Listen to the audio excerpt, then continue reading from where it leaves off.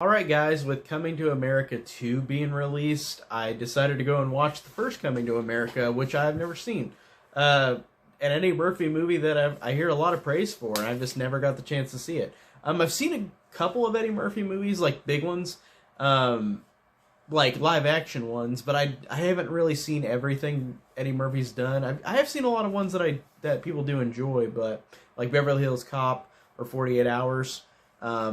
But I need to watch more of his. I definitely want to after this, because Coming to America, the first one, this was I really didn't expect to love this movie as much as I did, because comedies can be really subjective to me in a way where I never really always love that many comedies. But I love the hell out of this one. This was great.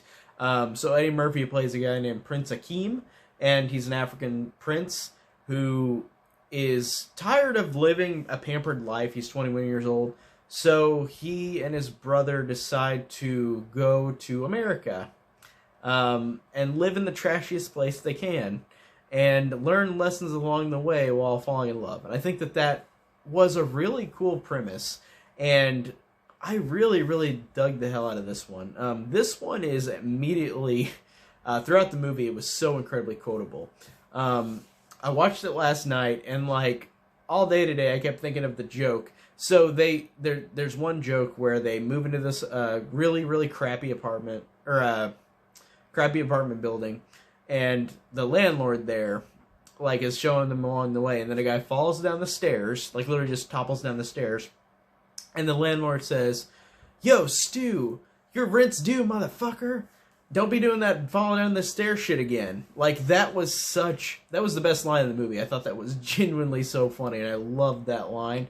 And I kept saying, "Hey, Stu," like all day, like just in my head. Like, I loved that line. It was so funny. And this movie is full of that. Like, there were so many quotable lines. There was one scene where Akeem and his brother are at a bar trying to pick up dates, and every girl they meet says something really weird or random. Like, there's like two twins, and they're like, "This is our first date after we got unconnected to each other," because they were conjoined twins. And then there's another woman who says, "Yeah, I'm technically single because my husband's on death row." Like, those lines, I think, are genius. Or whenever Akeem just doesn't understand because he wasn't from here, like, he doesn't understand when people are insulting him. Whenever somebody calls him a dumb fuck, and he's like, "What does dumb fuck mean?" Or whenever he screams out of his apartment building, like, "Good morning, America," and then they'd be like, "Fuck you," and he'd be like, "Fuck you too." Like, that is so awesome. There was one line, too, like, it's just as, I thought about it today, too, where they're at this church, and, like, this person who's getting money for donations, she says, like, you know, at churches, whenever you give money to God or whatever, but she's saying, like getting donations, and she says the line, "We're happy to get money that jingles, but we'd rather have it at money if it crinkles." Like, that just, again, like, those lines genuinely just made me laugh out loud, and I thought that they were just really, really clever. The jokes in this, I think, are very, very clever. I like the fact that it's just such a likable movie. It's such a fun, entertaining time.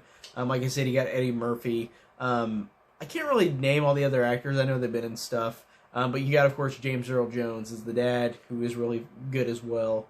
He's always great in everything. And then you've also got Samuel L. Jackson, like really young Samuel L. Jackson, as this guy who tries to rob the McDowells. Not McDonald's, the McDowells. This, where they go work. It's not McDonald's, it's McDowell's, because McDonald's does exist in this universe, but they have a McDowell's in this location. But Samuel L. Jackson plays a guy who's trying to rob the place, and then Akeem and his brother decimate him, like just knock him over and take his gun. But that was funny to see Samuel L. Jackson really, really young in this. Like, this came out in '88, I think, unless I'm blanking, I think it was '88. So it's just funny to see him be in this, because I don't really remember seeing him in anything before the '90s, really. I mean, besides Exorcist 3, for like a brief second where he's a blind man in the heavenly dream. But Samuel L. Jackson, I really don't know much about his roles before the '90s. I feel like there's probably some, but I really don't know. But that was cool to see him in this. I did like that. And I did like almost all these jokes landed. I thought the characters were so likable, so funny. Eddie Murphy just steals the show. This might be one of my favorite performances of his that I've seen. Really, not much else to say. I think it's great, it's so quotable, and it's so fun. That's my quick review on Coming to America. And I'm really just reviewing this because Coming to America 2 just came out on Amazon Prime this week, I think. I know it's already out since I've recorded this, but I think it came out this week. So I'm excited to see that. I wonder if I'll like it or not. I've heard kind of mixed things about it. But regardless, I'll still take this one. I still love the first one. This one I'm glad I finally got to see.